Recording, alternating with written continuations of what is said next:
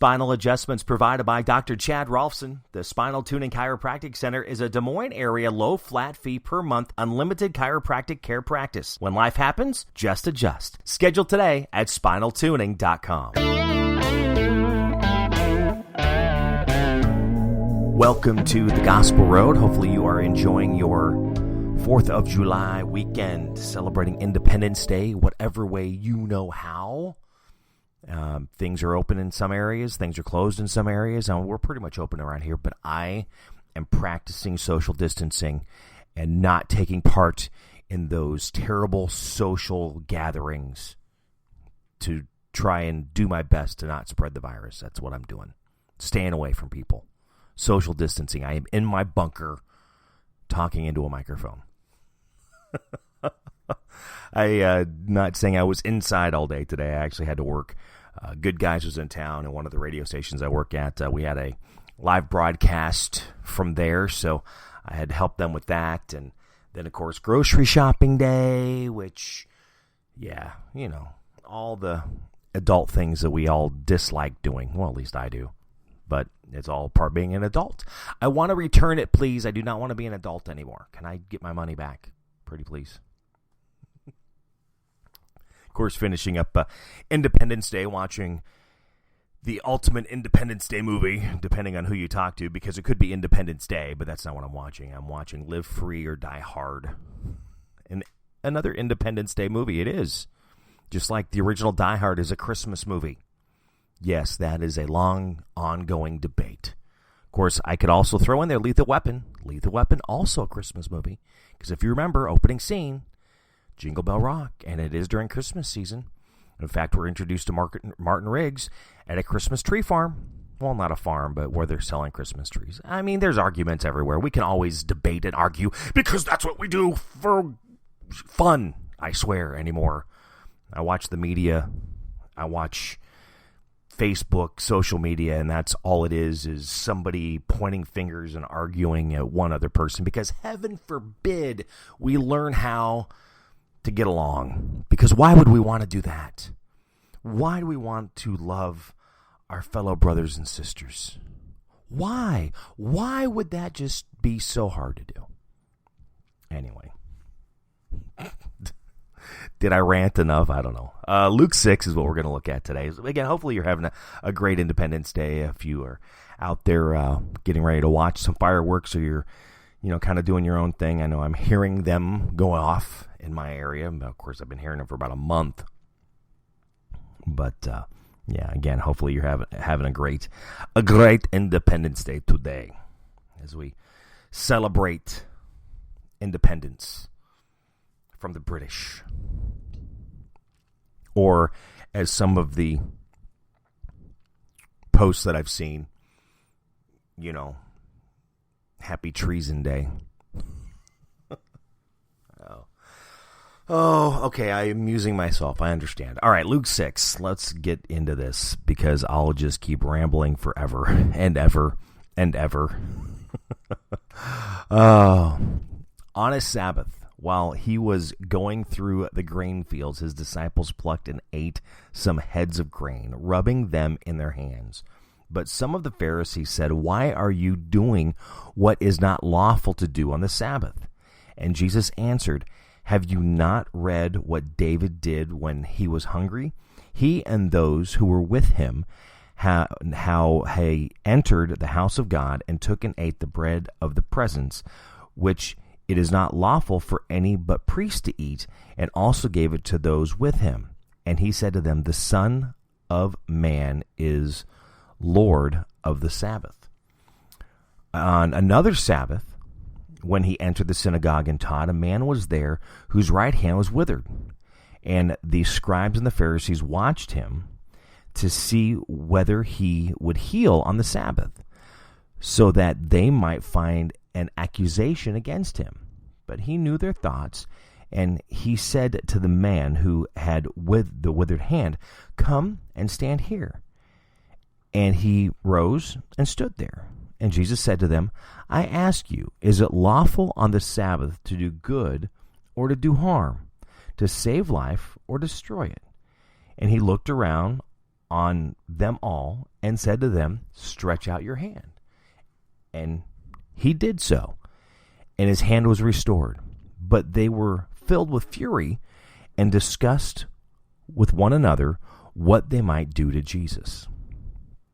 In these days he went out to the mountain to pray, and all night he continued in prayer to God.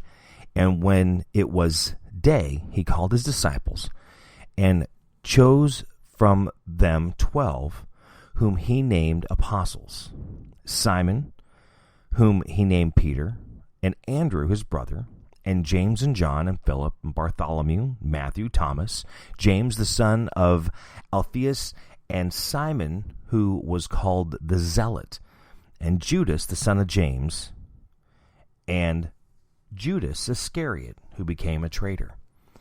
And he came down with them and stood on a level place, with a great crowd of his disciples and a great multitude of people from all of Judea and Jerusalem, and the sea coast of Tyre and Sidon, who came here to hear him and to be healed of their diseases. And those who were troubled with unclean spirits were cured. And all the crowd sought to touch him, for power came forth from him and healed them all. And he lifted up his eyes on his disciples and said, "Blessed are you poor, for yours is the kingdom of God. Blessed are you that hunger now, for you shall be satisfied. Blessed are you that weep now, for you shall laugh. Blessed are you when men hate you, and when they exclude you and revile you and cast out your name as evil on account of the Son of Man. Rejoice in that day and leap for joy, for behold, your reward is great in heaven. For so their father did to the prophets. But woe to you that are rich, for you have received your consolation. Woe to you that are full now, for you shall hunger. Woe to you that laugh now, for you shall mourn and weep. Woe to you when all men speak well of you, for so their fathers did to the false prophets. But I say to you that hear, love your enemies, do good to those that hate you, bless those who curse you, pray for those who abuse you. To him who strikes you on the cheek, offer the other also. And from him who takes your coat, do not withhold even your shirt. Give to everyone who begs from you, and of him who takes away your goods, do not ask them again. And as you wish that men would do to you, do so to them. If you love those who love you, what credit is that to you? For even sinners love those who love them. But if you do good to those who do good to you, what credit is that to you? For even sinners do the same. And if you lend to those for whom you hope to receive, what credit is that to you? Even sinners lend to sinners to receive as much again. But love your enemies, and do good, and lend, expecting nothing in return, and your great reward, and you will be sons of the Most High, for he is kind to the ungrateful and the selfish, but merciful, even as your Father is merciful. Judge not, and you will not be judged. Condemn not, and you will not be condemned. Forgive, and you will be forgiven. Give, and it will be given to you. Good measure, pressed down, shaken together, running over, will be put into your lap. For the measure you give will be the measure you get back. He also told them a parable. Can a blind man lead a blind man? Will they not both fall into a pit? A disciple is not above his teacher, but everyone, when he is fully taught, will be like his teacher. Why do you see the speck in your brother's eye, but do not notice the log that's in your own eye? Or how can you say to your brother, "Brother, let me take out the speck that is in your eye," when you yourself do not see the log that's in your own eye? You hypocrite.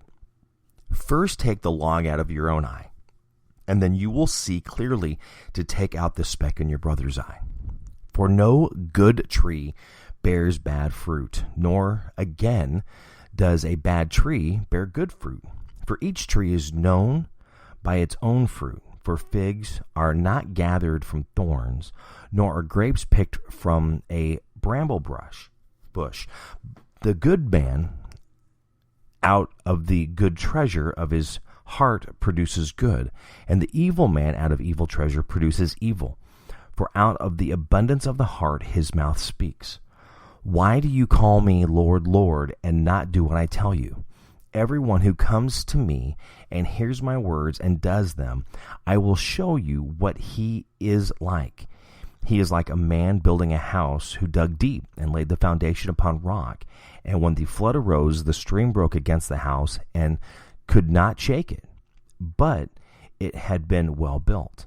But he who hears and does not do them is like a man who built his house on the ground without a foundation, against which the stream broke, and immediately it fell, and the ruin of the house was great. Luke 6, that is what we're looking at tonight. Lots of pieces in here. In fact, lots of pieces to really think about in where we are now, kind of where the world is at this point. Love your enemies. Seems like we're all arguing with one another right now rather than encouraging, helping. We arguing and judging is what we're doing, rather than showing mercy. And a lot of times there's a big part in here. I mean, there's the loving your enemies, because again, as it's said in Luke 6, even an enemy will love a friend or those who love them. But loving your enemy is hard. Loving them who hate you is hard. Showing mercy to someone who is ungrateful and evil is hard. But let's look at the judging piece. Do not judge. Do not condemn. Forgive. These are all things that are being forgotten, not even thought about. Or the parable that he used about the speck in your brother's eye, brother, sister, but the log in your own. See, we keep forgetting that we have to improve ourselves. We have to work. I am not perfect. And by no means does that give me the right, when I am trying to better myself, to point fingers and accuse others, which happens more often than not. And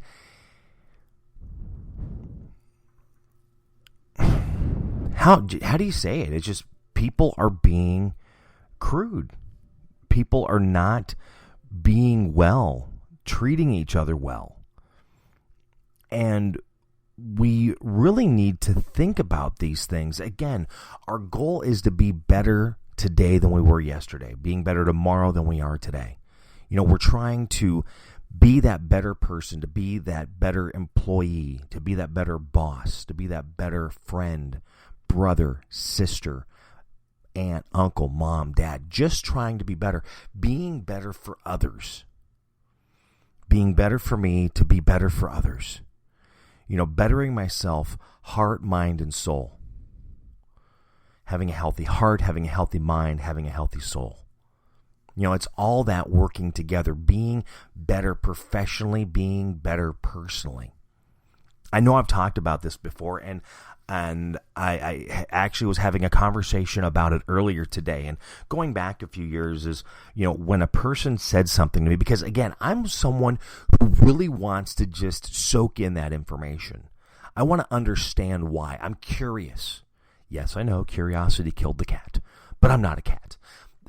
I'm curious because I want to know why things are why they are. I want to know why things happened the way they did. Part of that could be because I wanted to be a detective growing up, and it never happened. I did not become the police officer, but of course I watched mysteries and yeah, I mean, what can I say? I'm crazy. Growing up and wanting to be Magnum P.I. Come on, who didn't want to be Tom Selleck with that great stash? But that rolled into everything that I did. I mean, getting in trouble when I was a child, my parents told me because I was young enough, because I don't remember doing this, but they were telling me how I took apart a record player because I wanted to know how it worked. I wanted to see inside why it did what it did. That going into being in radio. Well, I mean, just even before that, growing up, I was a child watching documentaries. What 12-year-old do you know watches historical documentaries? And this was back before there was a documentary channel. Yes, my parents did have cable, and pretty much all documentaries were on HBO, and I watched them. I did. Soaked it all in. It didn't matter if it was like religion, history, politics. I mean, you just give the label. If it was a documentary, I watched it. And I've always been that way. Then, of course, the documentary channels come out, and boy, I was in heaven. That was fantastic. But, I know I've shared this about how I had a person say to me one time, they said, you are a sponge.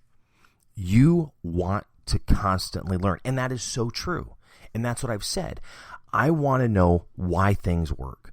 So I'm in radio, been in radio for about 10 years, realizing that I'm probably going to end up, becoming management of some sort, a program director. I mean, just knowing, and just being on the air, just being able to have that conversation with an engineer because, there's something wrong.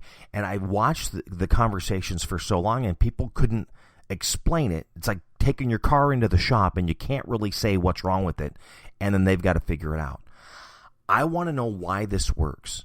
So then if I need to have a conversation with an engineer, I can, not saying I know, but at least kind of guide, here's what it did.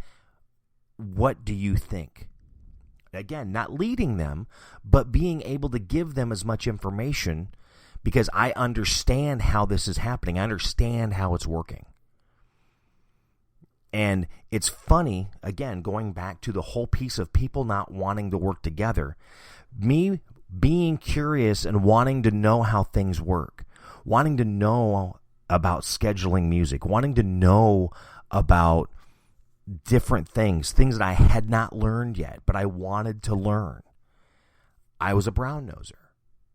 I was kissing somebody's tail because I'm hanging around with management. But again, I want to learn. Teach me. And with that, not saying I know everything, but I know a lot. Sometimes I can say I know just enough to get me into trouble. But then again, I've also made the comment, too, of when I share things with people, and I said this today, that, because I tell you a way to do something, I'm not telling you the way to do it because I am trying to say I am so smart, and this is how it should be done.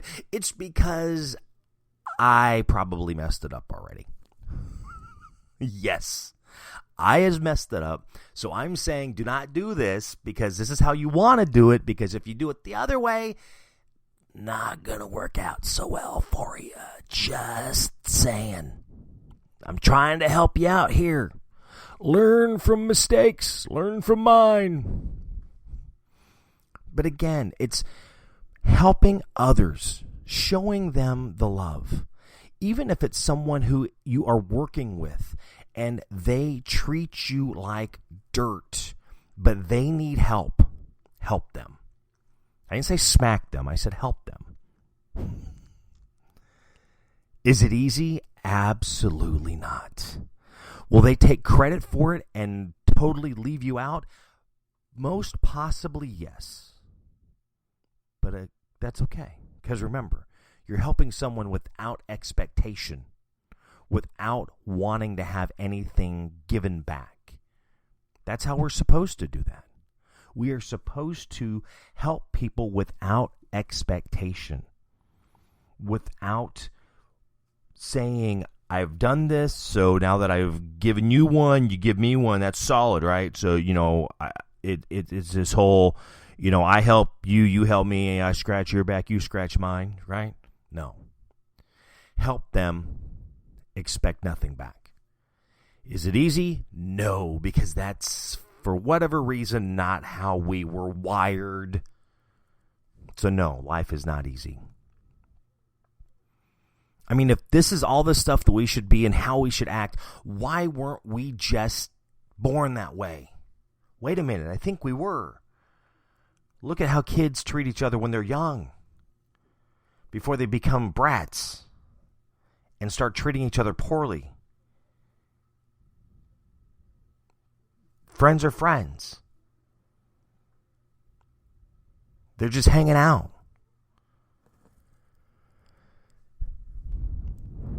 Do not judge. Do not condemn. Love, forgive, help, encourage, motivate, inspire. Be that better person. Be the person that you want to be. The golden rule. Do unto others as you want to be treated. Or treat others as you want to be treated. Do good.